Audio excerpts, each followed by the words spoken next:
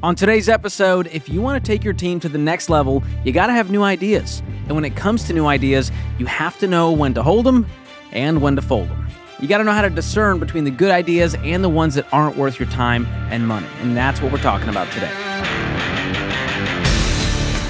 Welcome to the EntreLeadership Podcast from the Ramsey Network, where we help you learn the proven principles for winning as a business leader.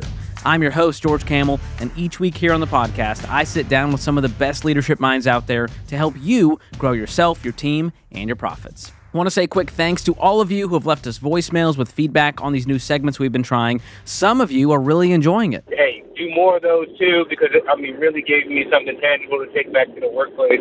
And some of you, not as much. I think it was good. I just think it could be better. But either way, please keep that feedback coming. It's so helpful to this show and our team. So in our first segment today, John Felkins is going to share some of the worst ideas he's had and executed, along with what he's learned from them. Then in our second segment, Teresa Torres will join me to show you how to never run out of great ideas. All right, for our first teaching segment, we've got John Felkins, Executive Director of Elite for EntreLeadership. John, welcome to the show. Thanks for having me, George. Thank you for being vulnerable and sharing some of the worst ideas you've had. We couldn't find anyone else who was willing to share. I think this is my worst idea, is agreeing to being on here. And you didn't come to mind first. I want you to know that. We had a long list. Yeah, thank you. Of failed idea executioners. But this is a big thing for business owners because trying new things is risky. There are zeros on the end, and nobody wants to fail. I mean, part of business is we got into this thing because we love to win. Yeah. So are you willing to tell us about a time you had an idea that you executed and it just flopped? Yes. But, I was thinking about this and thinking, why did I agree to do this? That's my first thought. But secondly, you said it very well. Nobody wants to fail. And we've long had the philosophy, you only fail when you quit. If you don't keep trying, you're going to learn something or you're going to succeed either way. So it's a success. But we have tried stuff that just flat hasn't worked. And I think the biggest takeaways are, what did we do in that decision-making process that needed to be different? So don't worry, I'm going to give you a straight answer and tell you about a time that we did something that didn't work. But I'm going to start with a punchline and just say, we didn't make the decision the right way. It wasn't necessarily that we just made the wrong decision or went with the wrong idea. It was how we went about coming to that decision that screwed us up. And what it was we decided to come out with a new feature in Elite. And this is years ago. And we thought, this is going to be great. We're going to give access to everybody's team member. We're going to charge a different price. We had a pricing strategy. We're going to roll this thing out. We've already got the owner in Elite. They're going to want to include their team members. It's going to be great. We're going to make, big difference in the world and make a bunch of money in the process. And it totally flopped. Nobody signed up for it. It didn't work. It was a nightmare technologically. It created all kinds of problems, and it just flat was a failure. But the thing that we took away from it, at least that I took away from it, was how we got to that decision. Why did we do that? And the truth is, George, we got to Q4 in a year. We started looking at our budget, and we started saying, we've got to come up with a way to make more money. We're not going to hit our budget. What could we do? What are some ideas? Let's throw some ideas on a board and try these ideas and see if any of them will work and get us to where we want to go. And that's just 100% the wrong way to look at coming out with something new in the marketplace. So the learning from that was we need to relook at the whole process of how we execute an idea and when and if we do that, which is honestly the hardest part. Ideas are a dime a dozen. We got ideas all day on the whiteboard, but realizing, that one is actually worth doing, that's the hard part. That's the hard work that teams have to do every day. Yeah, and the truth is, like you said, we've got a lot of ideas. The hard part's not coming up with the ideas. The hard part is getting our team on board with the idea and everybody pulling in the same direction. That's tough. And the thing is our team is smart. They're smart people. And when they see us as leaders act out of fear or make a decision out of fear because we're not going to hit our numbers, or it isn't even about the numbers, it's about the fear of letting our leadership down. It's about the fear of embarrassment, of not doing what you said you were going to do. the team picks up on that. They know, they can see that. And they're like, this feels like a money grab. Why are we doing this? This isn't a good idea. And then you don't have a team that's all aligned around the idea, and it ain't going nowhere. It doesn't matter how good or bad your idea was. Yeah, and there's a lot of, probably blaming happening, going, this is because of the marketing team. They didn't pull their, versus the leader putting the mirror up and going, I got to own this one. Yeah, it's always somebody else. One of the things that we fall prey to all the time is this thing called the fundamental attribution error. And it is, when I make a mistake, it's because, like you're saying, it's my environment, right? If I'm late to work, if I was late to the podcast recording, it's because traffic was bad. It wasn't my fault. It was my environment. But if you, George, were late to the podcast recording, it's because you're a lazy slug. Traffic's not an option. It's not an option. It's just you and your character. We make that attribution error. And so when we make mistakes like this, you're absolutely right. The first thing we do is not look in the mirror and say, gosh, what did I do? What was the mistake that I made? We don't, as humans, tend to do that. But the fact of the matter is, we made that decision to launch this idea. Team member access was what we called it, out of fear, without good planning, without incorporating our team in the decision-making process, and it flopped. So no matter what idea we executed, we here at Ramsey, here at EntreLeadership, we retro things. What is the strategy, the framework that we use to do that? A lot of times we ask these kind of 4 questions about something, a project that we've just done, and like you said, we call that a retro, and we'll ask, what worked about this? What didn't work about this? What were we missing? And then the last question is, what were we just confused on? So what worked, what didn't work, what was missing, and what was confused? And if we can set our ego aside and have a real honest conversation about that, we get to the last 10% of truth, and we tend to not repeat that mistake again. We're gonna fail. We're gonna try stuff that doesn't work. If we're not trying stuff and risking it not working, then we're not pushing hard enough. That's gonna happen.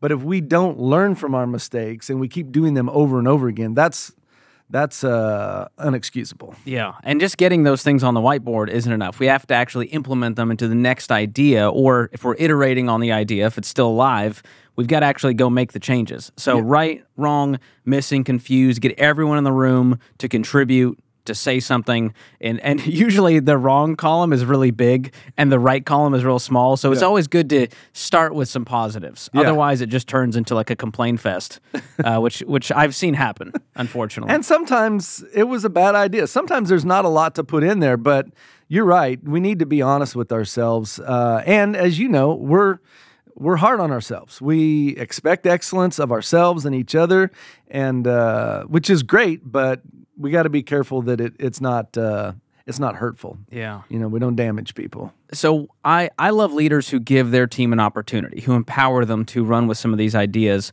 But how do you handle it as a leader when an idea flops? And it truly was, hey, you ran with this, I gave you the opportunity, it didn't work out. What's the right way to go about that? Well, let me start with the wrong way to go about that, and that is to blame that team, to throw that team under the bus publicly and say, I gave them everything that they needed, and, it didn't work because of how they screwed up.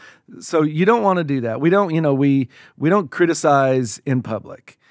We praise in public. And so if something needs to happen, we've seen Dave set this example really well for the entire organization, and we've done this at all levels. We have to do this with our own teams, and that is just get up and say, y'all, this didn't work, and I led us in this effort that didn't work, and so that's on me. Now, we've all been in this together. Everybody worked really hard. There's not a lack of character, but we made these decisions together, and I'm the leader, and so I'm responsible for that. We're going to figure out why it didn't work, or we're going to learn from what we figured out, and we're not going to do that again. And, I think the phrase that we use a lot is we're going to treat people like adults. We're going to tell them the truth, and we're going to expect them to act responsible in the process. Mm-hmm. So what processes do you have now, or does our team have now, to kill terrible ideas before they ever see the light of day? Well, we have those processes. This is why very few of my ideas get through anymore. No. The process is as simple as listening to your customers as opposed to trying to drive your own ideas. I have been here 10 years, and when I started, I was on the front lines, I guess you'd say. I was talking to customers every single day, and I was hearing what they had to say about, what their challenges were. Now, I just work mostly with the team, almost entirely, working with the team, coaching the team, and I'm more removed from the customers. So that begs the question, who knows what the customers want most? Me or somebody that's working with them every day? And so that process of really doing discovery, which is our term for discovering what customers value and what they want and listening to them.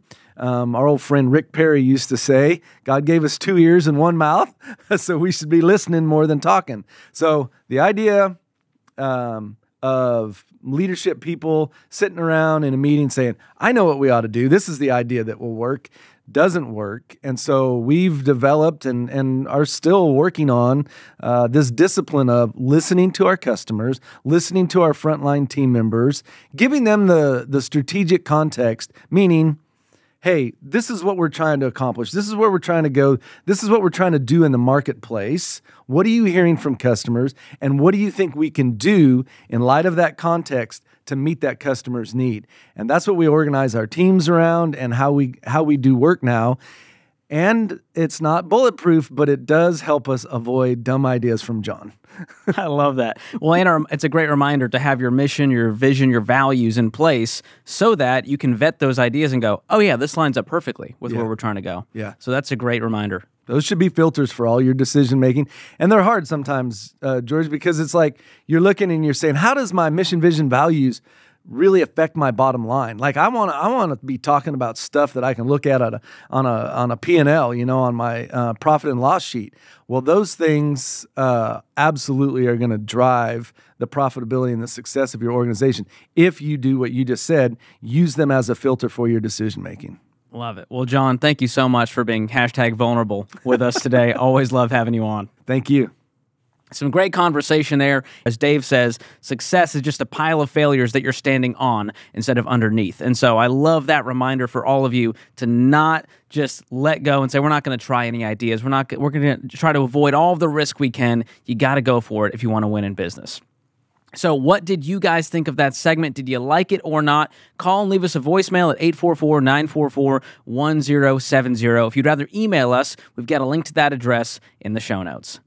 So as a leader, you guys pour so much of yourself into others every single week. It's your job, and a lot of times it's your joy. But man, we can all agree it can be exhausting at times. So if you feel drained, you feel worn out, EntreLeadership Summit is the place to recharge. Summit is our premier leadership conference where the world's top business and thought leaders pour into EntreLeaders like you. You're going to be energized, re-inspired to keep challenging the status quo and motivating your team to greatness. If you want to join us, go to EntreLeadership.com/summit and secure your tickets today. All right, coming up next, how to never run out of great ideas. It is possible. Stay tuned. All right, joining me now is Teresa Torres, internationally acclaimed author, speaker, and product discovery coach. She's coached hundreds of teams at companies across all sizes and industries, from early-stage startups to global enterprises. And her book, Continuous Discovery Habits, has become a staple for our own product leadership team. Teresa, welcome to the show. Thanks. I'm excited to be here. Well, we brought you on because we want to help our business owners out there never run out of great ideas. And it's hard to know as a business owner which ones to run with, which ones you shouldn't, because no one wants to waste time and money, right? Yeah, definitely. So to start here, your book is on a lot of desks here at Ramsey. It's all about product discovery. What the heck is a product discovery coach? Yeah, it's really this simple. It's how do we know what to build, right? So there's, I often say ideas are cheap. It's easy to have ideas. Finding the ideas that will work is a lot of work. And that's, as a product discovery coach, I just work with people to help them figure out which ideas are going to work. And a lot of that is focused on how do you do that in a way that's really customer centric. And that's kind of a buzzword that we give lip service to. So it's really, how do we make that very concrete, and how do we make sure that we really are serving our customers? Yeah, it's great to have an idea, but if it doesn't actually connect with the people it's intended for, then it was a bad idea. So it's interesting how that works. Yeah, we see a lot of examples where it's clear somebody fell in love with their idea. It's a solution, maybe looking for a problem. And that's, I think, for people that have ideas, we're not the best judge of those ideas, right? So we need to have some kind of feedback loop to say, yep, I'm not crazy. I'm not the only person who's going to use something like this. And so the product discovery process is just how do we do that in a really structured way so that we don't waste our time building the wrong stuff. So I'm curious, looking at your resume here, just the words hurt my brain. You've got a BS in symbolic systems from Stanford, master's in learning and organizational change from Northwestern. How did you get into this whole idea of, I want to help companies and businesses create products that reach customers? Yeah, so as an undergrad, symbolic systems is a cognitive science program. The key difference between it and cognitive science is cognitive science is all about how do we process information in our brain. Symbolic systems is how do humans and machines process information. And my focus was on human-computer interaction. So really, even as a 19-year-old, I was starting to think about technology and how are we going to design it in a way that works for humans. And that really influenced sort of my worldview. And I went and worked, I was at Stanford in the 90s, which was a pretty good timing for taking advantage of the internet upswing. And I was pretty surprised when most companies didn't have this ethos of designing for the customer. Like you think in business, that's what we're doing.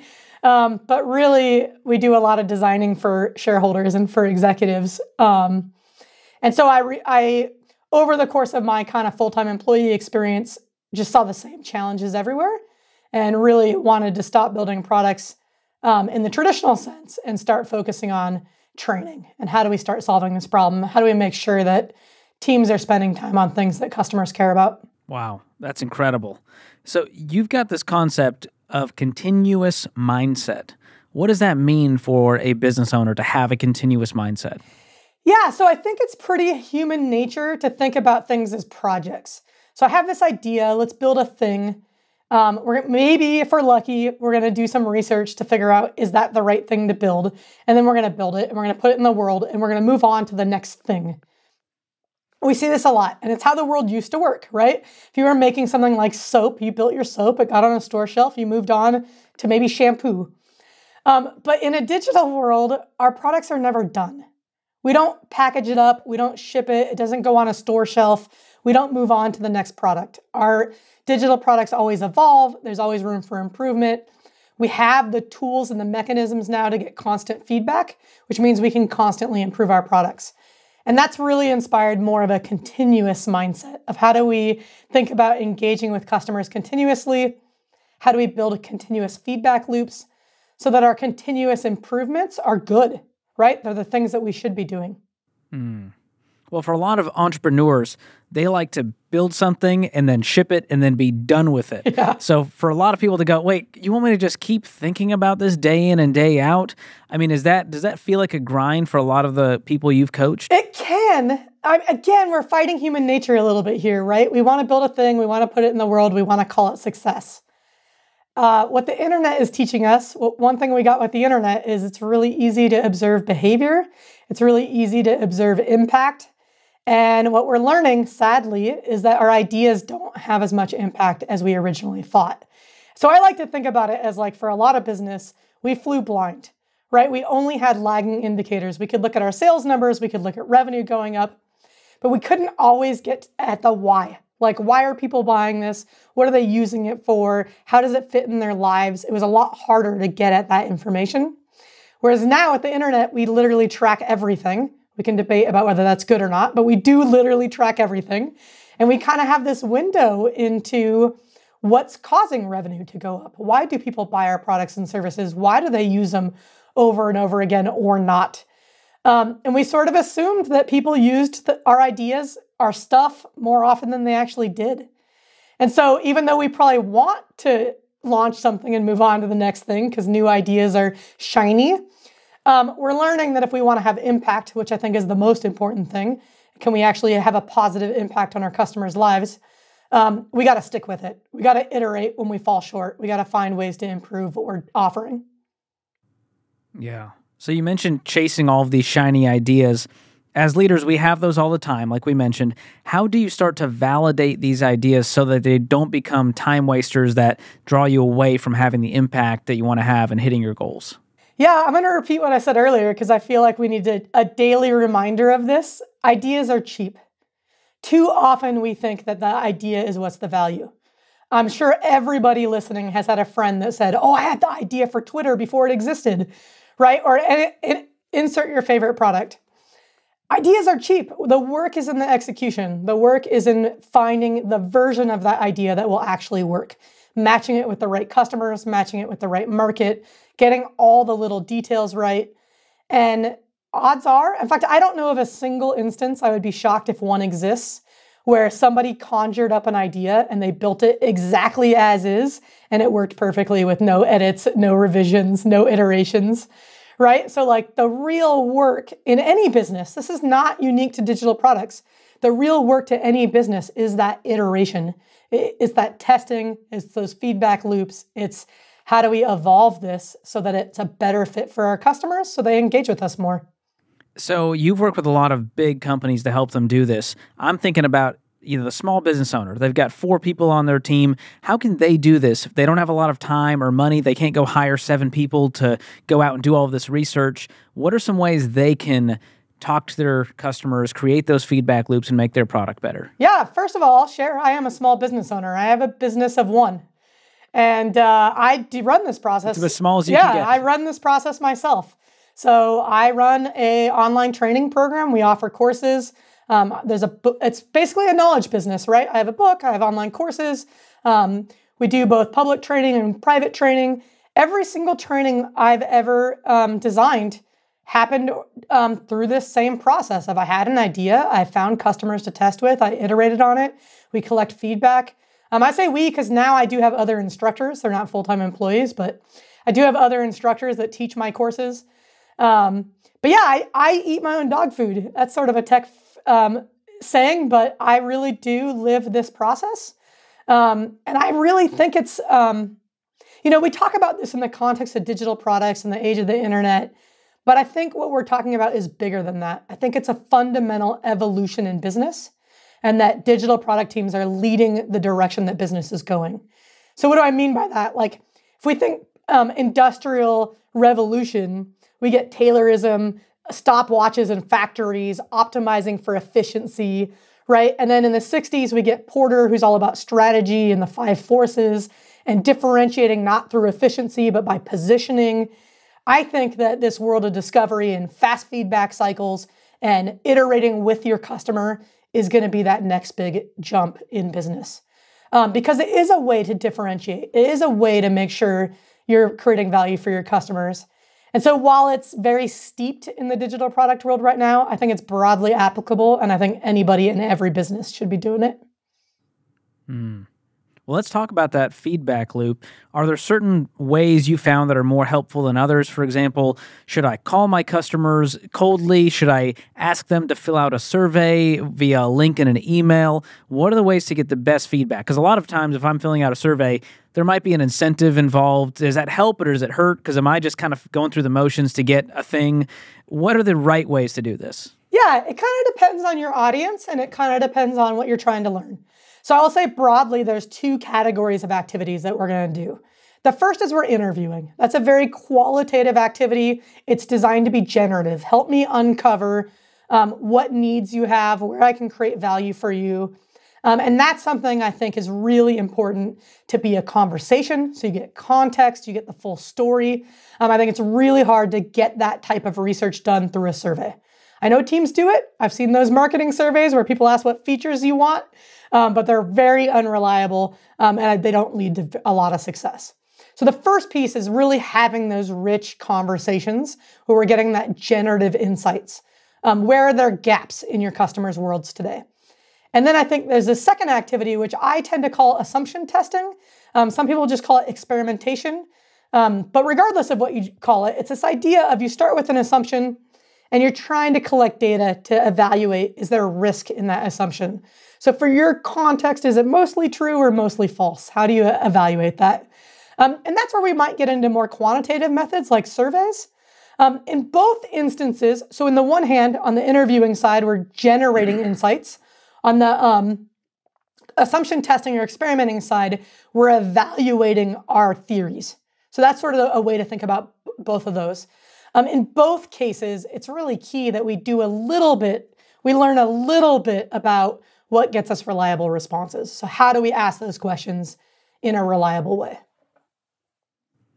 And when we talk about this, there's going to be people who love the product service experience, and there's going to be people who hate it. What is the value in having both of those, and how do you kind of take it all with a grain of salt? Because some people might give you a 1 star because they were just having a bad day. Some people just love you for some reason, and they're always going to give you the 5 star. How do you kind of balance all of the feedback? This is exactly why we want to have rich conversations with folks, right? If we just run a survey and say, what do you think of this product? And we get that whole gamut of 1 to 5s, we don't have context. We don't know for the people that loved it, why they loved it. We don't know for the people that disliked it, why they disliked it. We often see people dislike products because they're not the target customer, right? And we shouldn't adapt and change everything to meet their needs if they're not the target customer. That's going to come at the cost of the people who are your target customer. So I think this is the role of interviewing, is really diving in and understanding that rich context and getting really clear about, this is who my ideal customer is. This is who I'm designing for. And then making sure you're getting feedback from them. And that if you do get feedback from people outside of them, you got to set that aside. And maybe eventually, if you hear enough of that feedback, you might decide there's another customer segment we can go after, and you can choose to do that. But for the most part, we want to focus on the feedback that's coming from the people that we are choosing to serve. And a lot of people make the mistake of trying to serve everybody. And there's very few products that serve everybody. And the ones that do did not start out that way. So yeah, I'm thinking about that person who there's a squeaky wheel and they have one complaint and you go change the product just for them when it wasn't the right move. So you're saying you need to have enough of that feedback that you're going, oh, this is a trend that we're seeing. And we agree this is a problem that would make for a better customer experience if we solved it. Yeah, let's talk through an analogy here because I think it'll help. Like, let's say that we were running a grocery store, right? And if we think about grocery stores, there's a lot of variation. We have chains like Whole Foods, that is a little bit higher end. Amazon's changing that, I think, but used to be a little bit higher end, going for a more upper class sort of socioeconomic group. And then we have maybe like the Albertsons, the Lucky, I can't even, that company's bought so many grocery stores. I don't know their current brands, but they're more on the lower end, everyday grocery store. Let's say you work at Whole Foods and you get feedback from your customers that things cost too much. That may not be feedback you're going to act on, right? Because your target customer isn't price sensitive, they're quality sensitive. And so even though a customer is telling you, hey, this costs too much, in fact, the joke about Whole Foods is its whole paycheck, right? But the people who make that joke are not Whole Foods target customer. So what do we do with that feedback? We can react to it, but to lower prices, we have to lower quality. And when we lower quality, we move away from our target customer. Now, if we look at the Albertsons, Lucky, whatever that chain is now called, I think they're buying Safeway or they are Safeway. They're the opposite, right? If their customers say, hey, things are too expensive, they want to take that seriously because they're going after the coupon clippers and the people who want deals. So it's not that all feedback is equally valid or we should act on all feedback. We have to put that feedback into context. What type of customer is telling us this? How desirable is that customer to us? And that will vary by business. That's super helpful. And I'm curious as to how you get people on the phone. You're talking about interviewing is the best way to get this feedback. I think about I get off the phone with the customer service and it says, hang on the line for a brief, sir. And I'm like, nope, I'm good. Yeah. No, thank you. Don't care enough. How do you actually get people to go through with this process, to kind of be the rat in the maze, if you will, to go, all right, we're going to be the guinea pig? Yeah. So the first thing is, this is universal across all businesses. You got to frame the ask in a way that benefits the customer. I'll tell you, I get emails all the time from companies and they're so generic. Hey, we are trying to improve our product and we'd love to hear from you. Will you help us with our research? I have never once, Even as the product discovery person, I have never once said yes to those emails. Why? I don't know what you're doing in the research. I don't know what you want to learn about. I don't know if I'm the right person to help you, and I don't know what's in it for me, right? Now, if instead I get an email that says, hey, Teresa, you use this specific product and it looks like you're using this feature.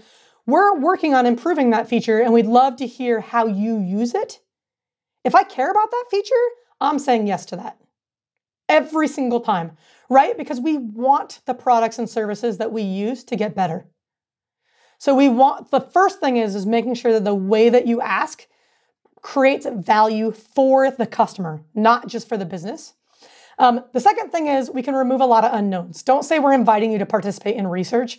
That sounds scary. That sounds like I'm going to be a lab rat. I don't want to be a lab rat.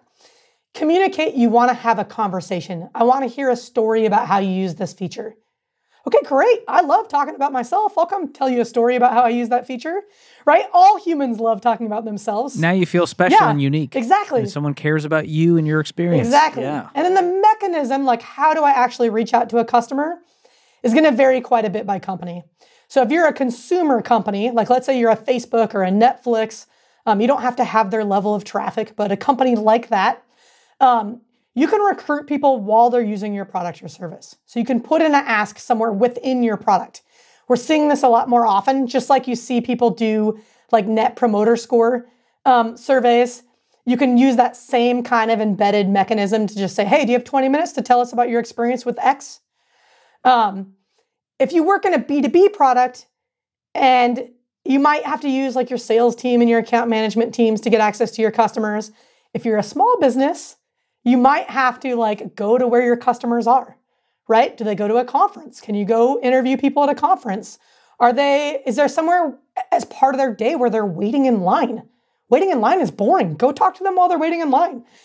So the key is to really think about, where do your customers hang out? What's the easiest place to reach them where they have excess time? So it's easy for them to say yes. So I'm thinking, aside from digital products, if I'm in landscaping, would it be worth my time to say, hey, Teresa, you're a customer of ours. I want to give you a free mow. All we ask is that you kind of share how we could make this experience better at the end of it. Is that a good incentive that would cause you to give us good feedback? Yeah, incentives are complex. So arguably, if I'm giving you a gift, it's going to color your feedback, right? You're going to be more positive. Like, this is the best company ever. Yeah. They gave me a free mow. Now, not the most helpful. Now, if what I care about is I'm good at interviewing and I know how to uncover the story and I know how to uncover your needs around maintaining your lawn, the incentive may not interfere with that. Now, if what I'm looking for is just superficial feedback, how are we doing? The incentive absolutely is going to interfere with that. I'll also share that I don't think most businesses have to offer an incentive at all. I think what they need to do is position it as being beneficial to the customer. So if you tell me you're going to make a part of your product better for me, I don't need an incentive to tell you how you can make your product better for me, right? And the key to that is most people, when they interview their customers, they're really selling. They're saying, hey, look how great my product is. Nobody wants to be sold. The key is to flip that on its head and learn about your customer. So the interview isn't really about your product at all. It's about your customer. And again, all humans love to talk about themselves. So when you interview well, what inevitably happens is your customer says, wow, that was great. When can we do it again? I love that. It's like a great first date where it wasn't just someone talking at you. They were asking good questions. That you can steal that one, Teresa. That'll make me feel really good. So for leaders listening out there, they want to start adopting this. They want to never run out of great ideas. They want to have these feedback loops. How do they start adopting this method into their teams this week? What's a good first step they can take? Yeah, don't overthink it. So I tell teams, I want to see you talking to a customer every week. That can feel really overwhelming. If you've never talked to a customer, ignore the every week part. Find one customer to talk to, right? Anybody. And it doesn't even actually have to be a customer, right? Find somebody who's like your customer. So I worked with a company, they were a bank. Banks are regulated. They had all these rules about who was allowed to talk to customers and how they were going to talk to customers. And I was like, okay, great. Let me make sure I understand your business. You're a bank. You sell checking accounts and savings accounts. And they're like, yeah. I go, and I mean, I get that your bank is amazing, But is your checking account and savings account meaningfully different from, say, any other bank in the US that offers checking and savings accounts? And, of course, they're like, yeah, well, we have all these features. I'm like, yeah, but at the core of it, like, do your customers bank in a different way than other bank customers? And they were like, no. I said, great. You can go talk to any human who has a bank account. You don't have to ask them where they bank. So you're not going to violate any of your company's rules because you're not talking to your... Compliance is happening. Yeah, you're not talking to your customers. You're just talking to people who have bank accounts. So that's the other thing to keep in mind is that, like, if you're not sure how to find your exact customers, what you want to ask is can I find someone who is meaningfully similar to my customer? So if your customer is really budget conscious, you want to find people who are really budget conscious. If your customer has pain points about maintaining their lawn, who their gardener is right now does not matter. What matters is uncovering those pain points about the lawn.